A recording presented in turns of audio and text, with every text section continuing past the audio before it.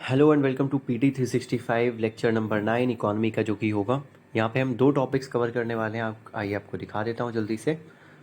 यहाँ पे हम कवर करेंगे सर्विसेज के बारे में एंड एनर्जी जो है। ये दोनों ही छोटे छोटे टॉपिक्स हैं, टोटल 7 पेजेस के अराउंड हैं, तो 35 मिनट्स में हो जाएंगे। ओके, अगर आपको कोई डाउट्स वगैरह पूछने हैं तो आप मेरे टेलीग्राम चैनल पे पूछ सकते हो। एंड अगर आपको यूपीएससी के छोटे कॉन्सेप्ट्स के बारे में जानना है जो कि इंपॉर्टेंट होते हैं कई बार और प्रीलिम्स में डायरेक्ट क्वेश्चंस पूछे जा सकते हैं, वो आप मेरे इंस्टाग्राम चैनल से एक्सेस कर सकते हो।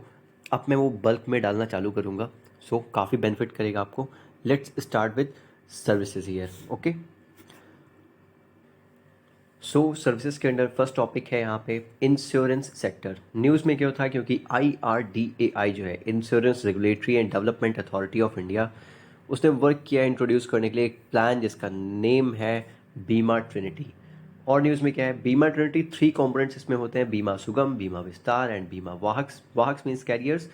बीमा सुगम क्या है? ये एक प्लेटफॉर्म है जहाँ पे इंटीग्रेट करता है ये किसको? इंश्योरर्स एंड डिस्ट्रीब्यूटर्स को एक ही प्लेटफॉर्म पे।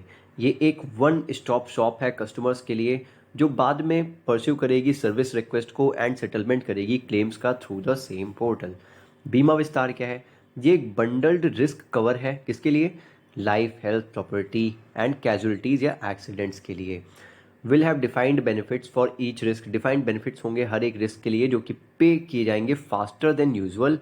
नॉर्मली जो पे किए जाते हैं उससे ज़्यादा तेज़ी से पे किए जाएंगे विदाउट नीड फॉर सर्वेयर्स। आप देखते होगे सर्वेयर आते हैं चेक करने के लिए कि देने चाहिए पैसे या नहीं, वो वैसा नहीं होगा। यहाँ पे थोड़ा जल्दी काम करेंगे। ओके, बीमा वाहक की बात करें तो ये एक वुमेन सेंट्रिक वर्कफोर्स होगी हर एक ग्राम सभा में, जो कि मीट करेगी वुमेन हेड्स को। That will meet women heads, मिलेंगे उनसे हर एक हाउस होल्ड के, और कन्विंस करेंगे कि बेनिफिट क्या है कंपोजिट इंश्योरेंस प्रोडक्ट के।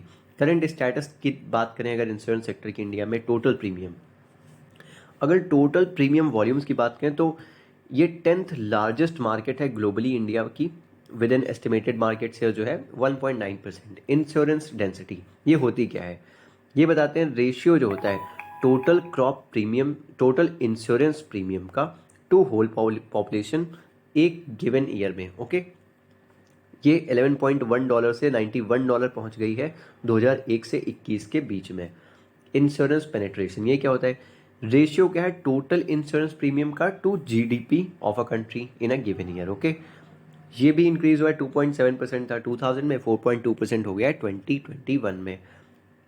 इंश्योरेंस पेनिट्रेशन जो है लाइफ इंश्योरेंस सेक्टर का, वो 3.2% है 2021 में, जो कि दोगुना है इमर्जिंग मार्केट्स का एंड स्लाइटली अबव है ग्लोबल एवरेज से। ये काफ़ी अच्छी बात है लाइफ इंश्योरेंस सेक्टर में जो इंश्योरेंस पेनिट्रेशन है। Okay, then related news, NIA जो है नेशनल इंश्योरेंस एकेडमी, ओके, उसने रिलीज़ की एक रिपोर्ट जहाँ पे एक्सप्लोर करते हैं इंडियन इंश्योरेंस लैंडस्केप को। की हाईलाइट्स क्या है रिपोर्ट की? इंडिया जूझ रहा है हेल्थ प्रोटेक्शन गैप से 73%, जो कि हो गया है।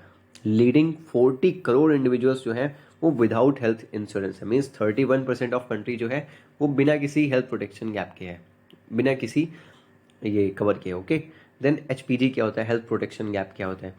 ये डिफाइन करता है कि डिफरेंस क्या है between level of health care cost जो कि रिक्वायर्ड होगी, ओके, जो कि level of health care cost required होगी to meet consumer needs versus amount जो कि अवेलेबल होगा कवर करने के लिए, ओके, उस कॉस्ट को। देन प्रोटेक्शन गैप क्या है? यहाँ पे रिपोर्ट ने बताया कि 87% लाइफ इंश्योरेंस प्रोटेक्शन गैप है एंड मोर्टेलिटी प्रोटेक्शन गैप जो है वो एक्सीड करे 90% को इन 26 to 35 age group across the country. MPG क्या होता है? Mortality protection gap. ये डिफरेंस बताता है कि बिटवीन द कवर जो कि टिपिकली रिक्वायर्ड होगा किसी भी फैमिली को and the resources they have available, और जो उनके पास रिसोर्सेज होंगी should a wage earner pass away suddenly. Okay, then natural catastrophe, ये सब इतना इंपॉर्टेंट नहीं लगता मुझे, इसलिए ज़्यादा फोकस मत करो इस पर। नेचुरल कैटास्ट्रोफ इंश्योरेंस बस डेफिनेशन पढ़ ली बहुत है। ओके, इतना डिटेल में नहीं घुसता कोई। Natural catastrophe insurance, almost 95% of the countries population जो है उसके पास कोई भी नेचुरल कैटास्ट्रोफ इंश्योरेंस नहीं है। क्रॉप इंश्योरेंस की बात करें तो insured area and some insured for crop insurance जो है इंडिया में वो डिक्रीज हो रहा है। Okay, accompanied by a decline in the number of insured farmers, जो भी है डिलाइन हो रहा है जो नंबर ऑफ इंश्योर्ड फार्मर्स हैं। नेक्स्ट टॉपिक पे चलते हैं यहाँ पे, जो कि है insurance regulatory and development authority of India. News में क्यों था? क्योंकि IRDAI जो है उसने रिलैक्स किए नॉर्म्स श्योरिटी बॉन्ड्स के to expand surety insurance market. कैसे? बाई इंक्रीजिंग, बढ़ा के, अवेलेबिलिटी ऑफ इन प्रोडक्ट्स, जो भी प्रोडक्ट्स होंगे इनकी अवेलेबिलिटी बढ़ा के।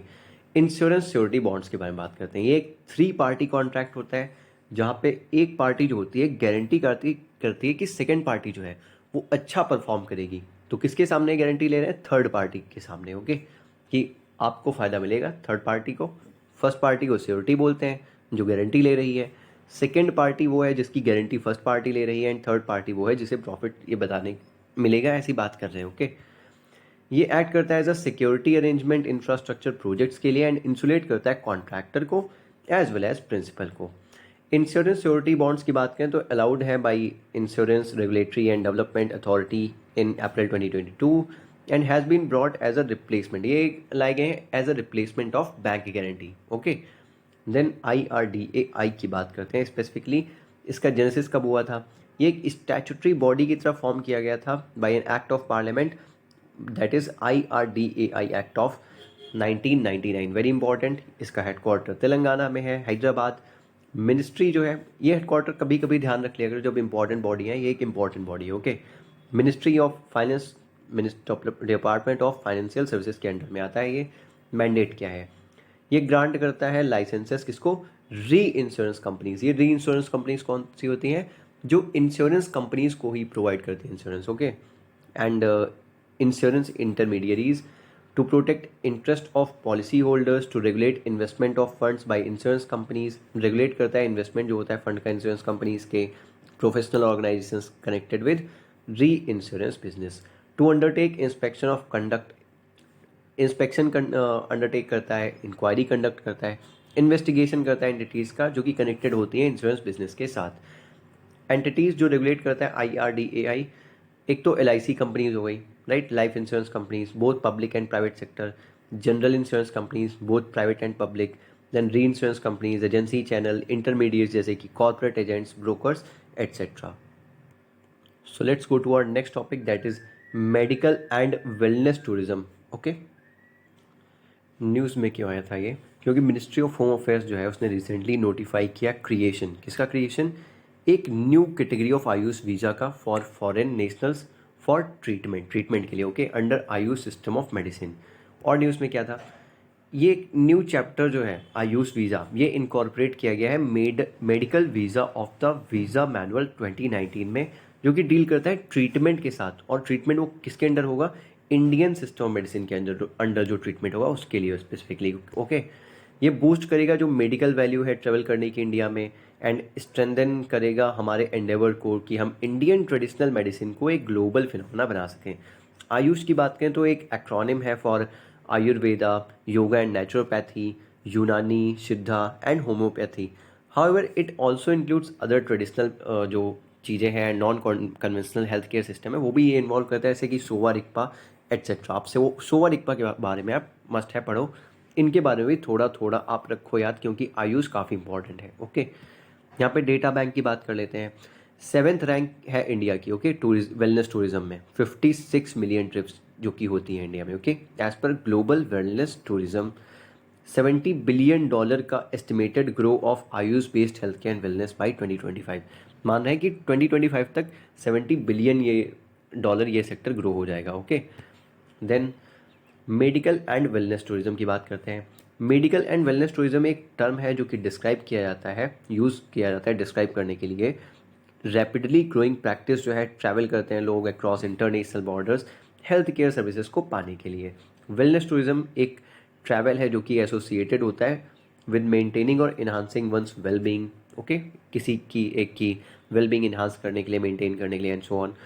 जो मिनिस्ट्री ऑफ टूरिज्म है उसने फॉर्मुलेट किया एक national strategy and road map for medical and wellness tourism. इसका एम क्या है? ये कि ये प्रोवाइड करेगा एक इंस्टीट्यूशनल फ्रेमवर्क स्ट्रेंथनिंग इकोसिस्टम, जो कि इकोसिस्टम को स्ट्रेंथन करेगा for medical and wellness tourism, and develop करेगा एक ब्रांड एंड इंश्योर करेगा कि क्वालिटी एश्योर है, वहाँ पे क्वालिटी अच्छी होगी। ओके, स्ट्रैटेजी की पिलर्स क्या है यहाँ पे? इनेबल करेगा digitalization by setting up online medical value portal होगा, medical value travel portal, okay, काफ़ी अच्छी बात है। इन्हांसमेंट होगा एक्सेसिबिलिटी का for medical value travel etcetera. Constitute करेंगे national medical and wellness tourism promotion board, okay, जिसे प्रमोट करेंगे टूरिज्म को for institutional framework. Related news क्या है, जो first WHO world health organization traditional medicine global summit हुई है गांधीनगर गुजरात में, उस पर है। Recently WHO and ministry of Ayush ने ऑर्गेनाइज किया था first WHO traditional medicine global summit, जिसका मोटो क्या था, towards health and wellbeing for all, name था इसका, okay, in Gandhinagar Gujarat. Summit का एम क्या था, हार्नेस करना पोटेंशियल को of evidence based traditional complementary and integrative medicine TCIM। इसके बारे में आप स्पेसिफिकली थोड़ा बहुत देख लो, ओके। जब भी मैं बोलूँ देख लो तो मतलब सर्च करो, जो ऊपर आ गया गूगल में पढ़ लो, AI फीचर इनेबल ही रहता है, वहाँ से जो आ गया 7 8 10 लाइन पढ़ लो, ओके।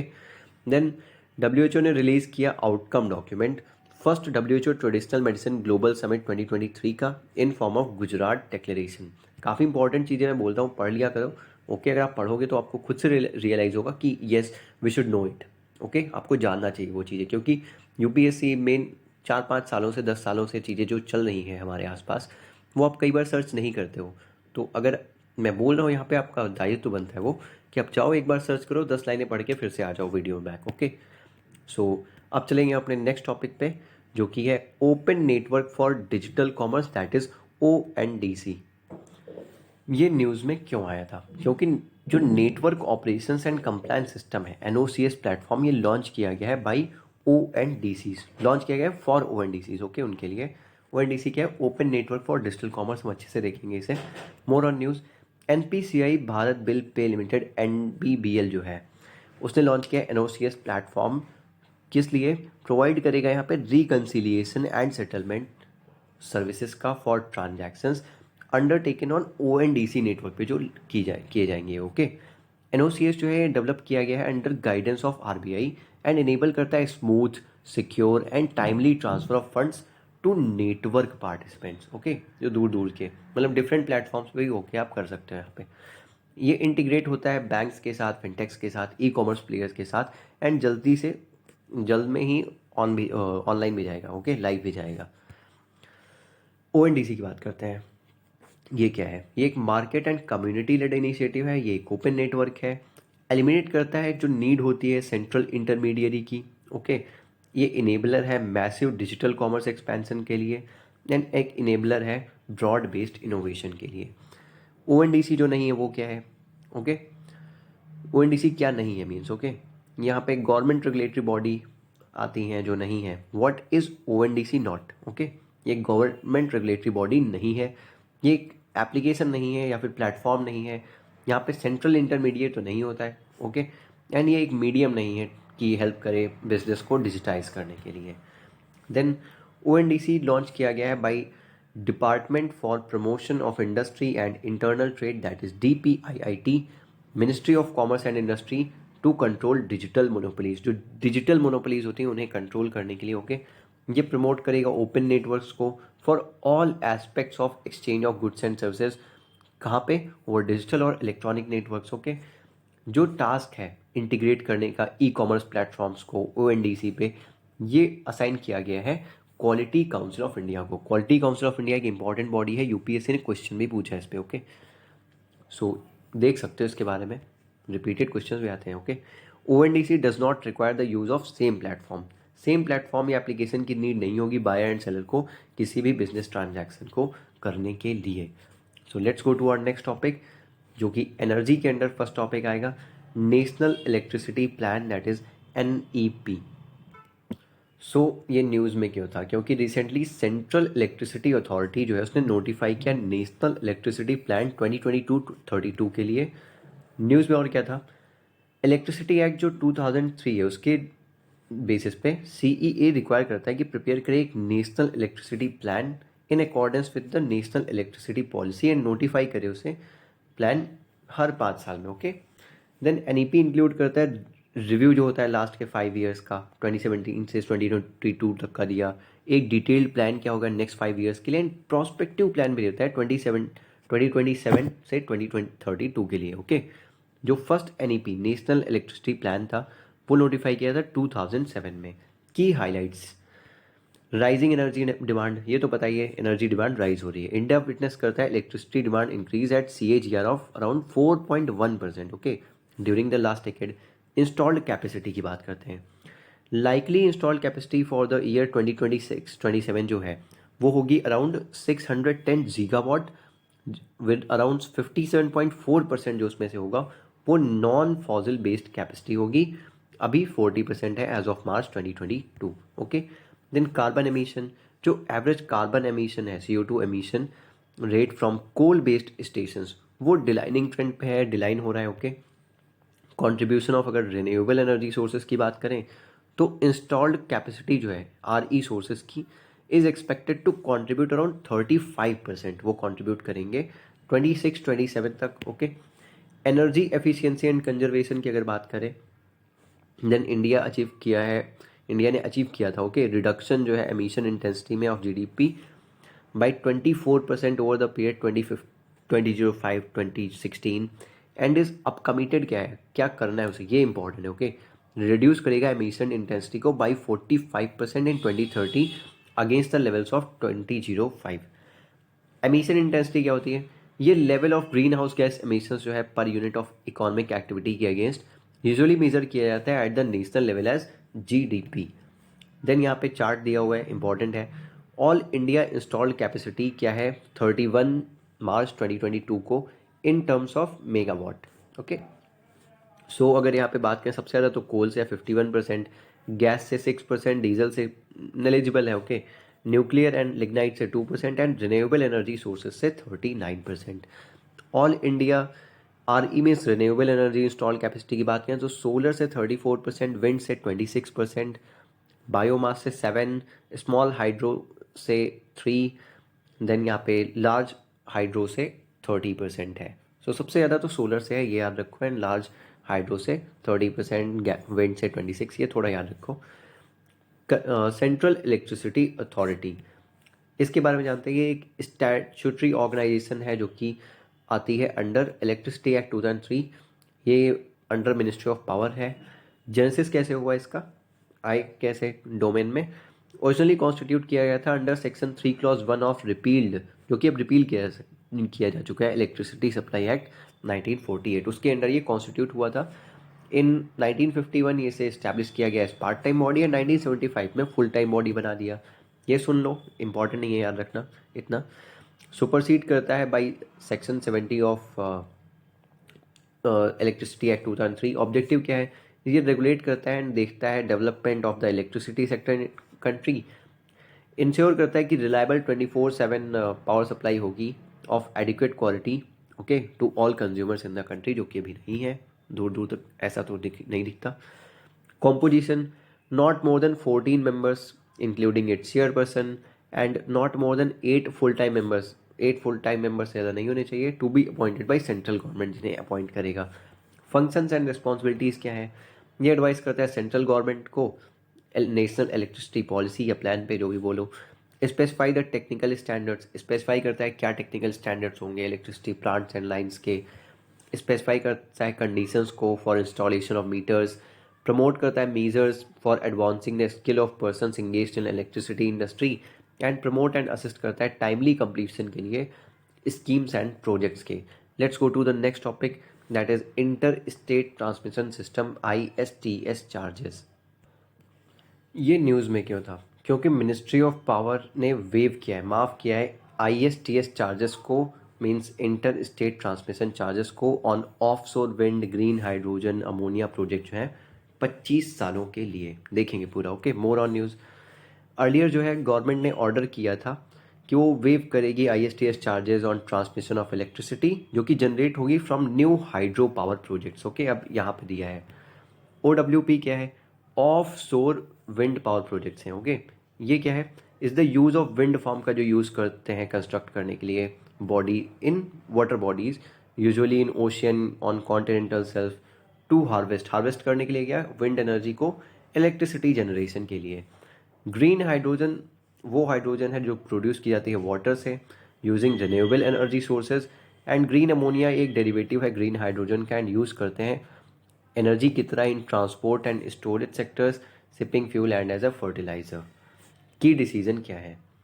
कंप्लीट वेवर जो है ISTS चार्जेस का हैज़ बीन गिवन, किसे दिया गया है?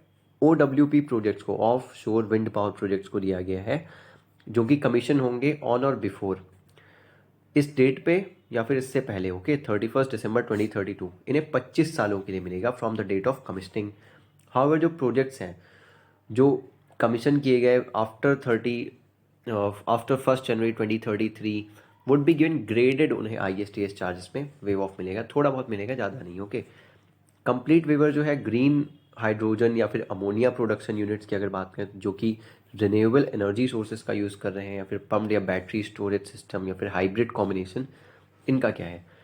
प्रोजेक्ट जो कमीशन होंगे 31 दिसंबर 2030 को या फिर उससे पहले, वो वेवर के लिए एलिजिबल होंगे। बट जो आफ्टर 31 दिसंबर 2030 या फिर बोलो 1 जनवरी 2031 से, उन्हें ग्रेडेड ट्रांसमिशन चार्जेस में वो वेव ऑफ मिलेगा। Okay, so let's go to our next topic, that is other initiatives in the power sector, जहाँ पे financial incentives to states for reforms in the power sector first topic आता है। इसका क्या दिया है कि मिनिस्ट्री ऑफ फाइनेंस जो है उसने अलाउ किया है स्टेट्स को एडिशनल बोरोइंग के लिए, जो कि रेंज करती है from 0.25 to 0.5% of gross state domestic product, that is GSDP annually. Okay, in lieu of या फिर इन रिस्पेक्ट ऑफ जो भी बोलो रिफॉर्म्स जो लिए जाएंगे इन द पावर सेक्टर। इन्फोग्राफिक को रेफर करना भी करेंगे। जो इनिशिएटिव है वॉज अनाउंस्ड, किसने अनाउंस किया था? यूनियन बजट 2021-2022 में for a 4 year period from 2021-22 to 2024-25। Okay, then यहाँ पे कुछ मैंडेटरी रिफॉर्म्स हैं for fulfilling the eligibility by the states. Okay, ये कौन से हैं? प्रोग्रेसिव एजम्पशन होना चाहिए ऑफ रिस्पॉन्सिबिलिटी, जो भी लॉसेज हुए हैं पब्लिक सेक्टर में डिस्कॉम्स के जरिए by the state government. Okay, then transparency होनी चाहिए रिपोर्टिंग में, जो भी फाइनेंशियल अफेयर्स हैं पावर सेक्टर के, टाइमली बता दो आप। ओके, टाइमली रेंडर कर दो फाइनेंशियल एंड एनर्जी अकाउंट्स को एंड टाइमली ऑडिट करो। कंप्लायंस होना चाहिए लीगल एंड रेगुलेटरी रिक्वायरमेंट्स के साथ।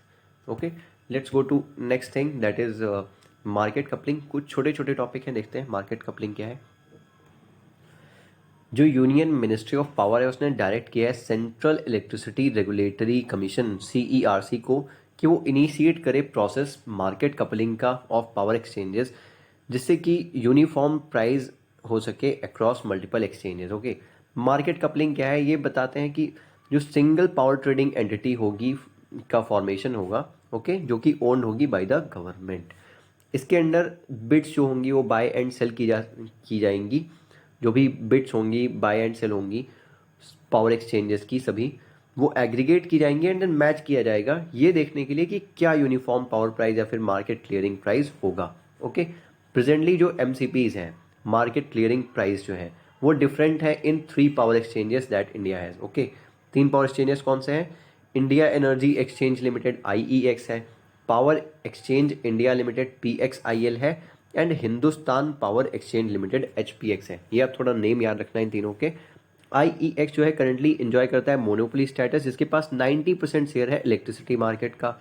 Market coupling will pave the way for, किसके लिए अब रिस्पॉन्सिबल होगी, क्या अच्छी चीज़ें आएंगी इसके आने से? One nation one grid one frequency one price framework हो जाएगा bye implementing market based economic dispatch, that is MBED mechanism.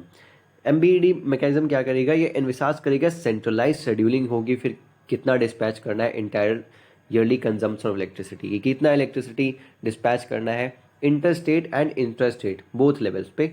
Okay, so let's go to our next topic, electricity rights of consumers amendment rules 2023। सो यहाँ पे central government ने amend किया है electricity rights of consumers rules 2020 को, जो कि notify किया गया था गवर्नमेंट के द्वारा प्रोवाइड करने के लिए रिलायबल सर्विसेज को एंड क्वालिटी इलेक्ट्रिसिटी को कंज्यूमर्स के लिए। Okay, then rules seek to ensure that, rule क्या करता है? न्यू इलेक्ट्रिसिटी कनेक्शंस जो हैं, रिफंड्स हैं, अदर सर्विसेज जो हैं वो टाइम बाउंड मैनर में दिए जाएंगे। विलफुल डिसरिगार्ड, अगर कोई विलफुली नहीं दे रहा है बिल वगैरह, okay, for consumer rights, wilful disregard होता है अगर कंज्यूमर राइट्स का, ओके, वो रिजल्ट करेगा पेनाल्टी वहाँ पे लेवी की जाएंगी on service providers and payment जो होगा कंपेंसेशन का वो कंज्यूमर को मिलेगा। Ministry of power has now introduced ministry of power ने इंट्रोड्यूस किया electricity rights of consumers amendment bill 2020 amendment rules 2023। Rules and bill में क्या अंतर होता है? रूल्स जो होते हैं वो एग्जीक्यूटिव अथॉरिटी देती है एंड बिल्स जो होते हैं वो लेजिस्लेचर से आते हैं। Okay, to bring following changes क्या हुए यहाँ पे? इंट्रोडक्शन हुआ है टाइम ऑफ डे टैरिफ का। ये क्या है?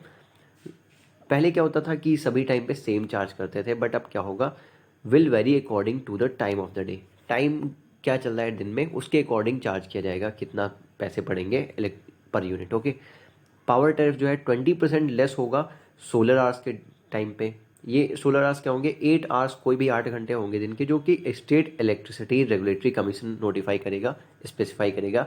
एंड 10 to 20% होंगे हाइयर ड्यूरिंग पीक आवर्स उस टाइम पे। ओके, देन इट विल ये इनेबल करेगा कंज्यूमर्स को कि वो इलेक्ट्रिसिटी बिल को रिड्यूस कर सकें एंड हेल्प कर सकें पावर सिस्टम को कि वो रिसोर्सेज जो हैं वो एफिशिएंटली यूज़ कर सकें। देन यहाँ पे अमेंडमेंट हुआ है स्मार्ट मीटरिंग प्रोविज़न में।